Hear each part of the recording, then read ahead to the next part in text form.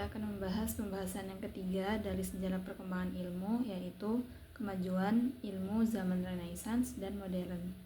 Akan kita bagi menjadi 4 pembahasan. Yang pertama masa Renaissance, yang kedua zaman modern, yang ketiga ilmu yang berbasis rasionalisme dan empirisisme, dan yang keempat perkembangan filsafat pada zaman modern. Pembahasan yang pertama dari kemajuan ilmu zaman Renaissance dan modern adalah masa Renaissance. Masa Renaissance atau masa di abad ke-15 sampai 16 merupakan era sejarah yang penuh dengan kemajuan dan perubahan yang mengandung arti bagi perkembangan ilmu. Pada masa ini ditemukannya percetakan, ditemukannya benua baru oleh Columbus, kemudian kelahiran kembali sastra di Inggris, Prancis, dan di Spanyol. Pada masa ini, seni musik juga mengalami perkembangan, serta adanya penemuan para ahli perbintangan seperti Copernicus dan Galileo, yang mana penemuan ini menjadi dasar bagi munculnya astronomi modern. Pada zaman Renaissance ini, manusia barat mulai berpikir secara baru, dan secara berangsur-angsur mereka melepaskan diri dari otoritas kekuasaan gereja yang selama ini membelenggu kebebasan mereka, manusia barat, dalam mengemukakan kebenaran filsafat dan ilmu.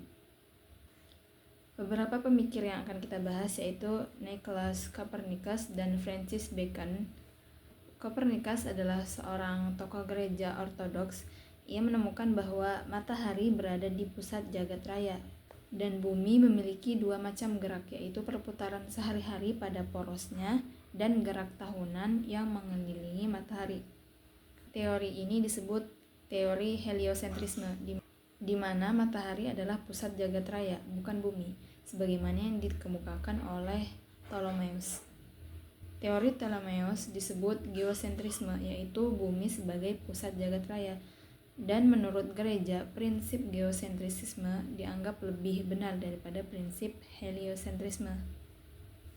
Jadi menurut gereja, pusat jagat raya itu yang benar adalah di bumi sebagai pusat jagat raya, bukan matahari. Sekalipun Copernicus membuat model, namun alasan utamanya bukanlah sistemnya, melainkan keyakinannya bahwa prinsip heliocentrisisme akan sangat memudahkan perhitungan. Bahkan Copernicus sendiri tidak berniat untuk mengemukakan penemuannya, apalagi mengingat keadaan lingkungan gereja waktu itu. Tiap siang dan malam kita melihat semuanya mengelilingi bumi. Hal ini ditetapkan Tuhan oleh agama karena manusia menjadi pusat perhatian Tuhan. Karena untuk manusialah semuanya diciptakan oleh Tuhan. Dan paham ini disebut paham homocentrisisme. Teori Copernicus ini melahirkan revolusi pemikiran tentang alam semesta, terutama astronomi. Ungkapan Bacon yang terkenal adalah knowledge is power. Pengetahuan adalah kekuasaan. Contohnya, mesin menghasilkan kemenangan dan perang modern. Kemudian kompas memudahkan manusia mengarungi lautan. Kemudian percetakan mempercepat penyebaran ilmu. Pada zaman ini juga ada Johannes Kepler. Ia adalah pembantunya Tycho Brahe dan seorang ahli matematika. Setelah Tycho meninggal dunia, bahan pengamatannya si Tycho ini selama 21 tahun diwariskan kepada Kepler. Selain melanjutkan pengamatan, Kepler juga tetap mengembangkan astrologi untuk memperoleh uang guna memelihara perkembangan astronomi. Astrologi itu artinya ilmu yang mempelajari hubungan antara benda-benda langit dan kehidupan manusia. Setelah Kepler muncul Galileo dengan penemuan-penemuannya berupa lintas peluru, penemuan hukum pergerakan, dan penemuan tata bulan planet Jupiter. Penemuan tata bulan Jupiter ini memperkokoh keyakinan Galileo bahwa tata surya bumi bersifat heliosentrik. Galileo juga membuat sebuah teropong bintang, sehingga dengan teropong itu ia dapat melihat beberapa peristiwa angkasa secara langsung. Dan yang terpenting dan terakhir penemuan Galileo adalah planet Jupiter yang dikelilingi oleh 4 buah bulan. Pada masa yang sama juga ditemukan logaritma oleh Napier. Ketika Kepler mendengar tentang penemuannya si Napier ini, ia juga mempergunakan penemuan logaritma, sehingga perhitungan yang biasanya ditempuh selama 11 tahun dapat dipersingkat sekurang-kurangnya menjadi 1 bulan. Lumayan kan? Pembahasan yang kedua, zaman modern atau masa di abad 17 sampai 19 Masehi.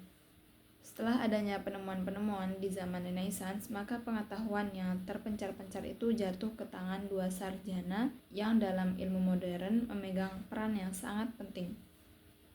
Mereka adalah Isaac Newton dan Leibniz. Di tangan dua orang inilah sejarah ilmu modern dimulai.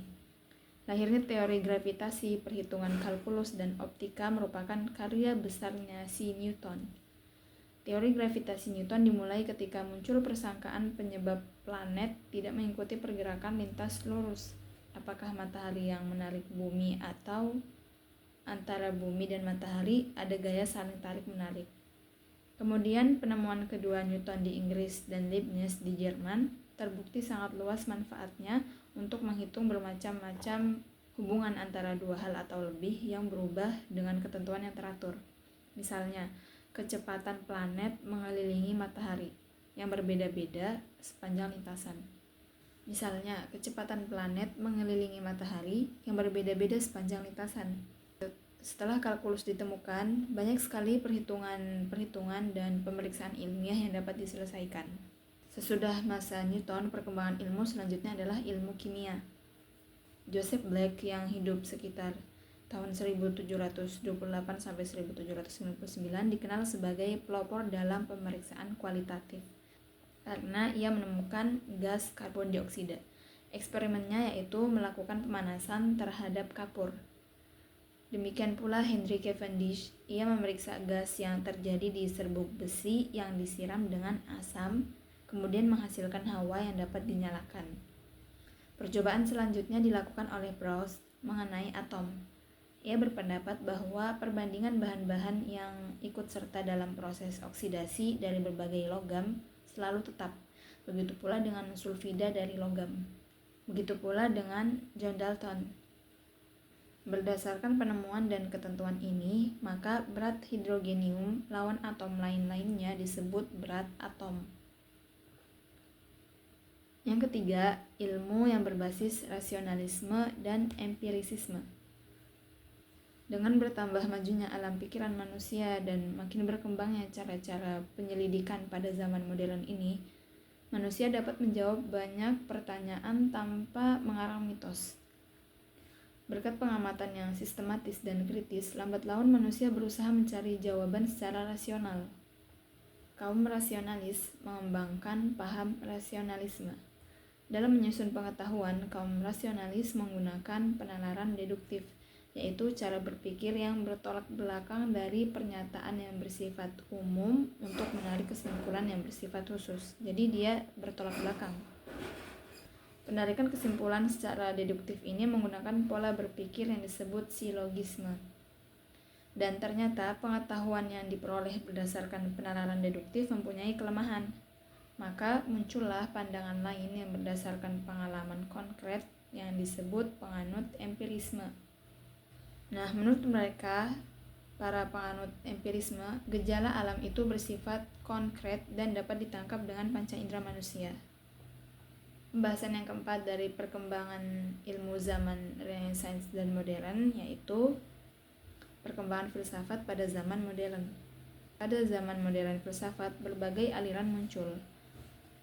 Dalam garis besar, paham-paham yang muncul adalah paham rasionalisme, idealisme, dan empirisme, dan pemahaman-pemahaman yang berasal dari pecahan-pecahan dari aliran tersebut tadi. Paham rasionalisme mengajarkan bahwa akal adalah alat terpenting dalam memperoleh dan menguji pengetahuan. Jadi, paham rasionalisme ini menitikkan pada akal. Sedangkan paham idealisme mengajarkan bahwa hakikat fisik adalah jiwa. Jadi hakikatnya fisik ini adalah jiwa kita.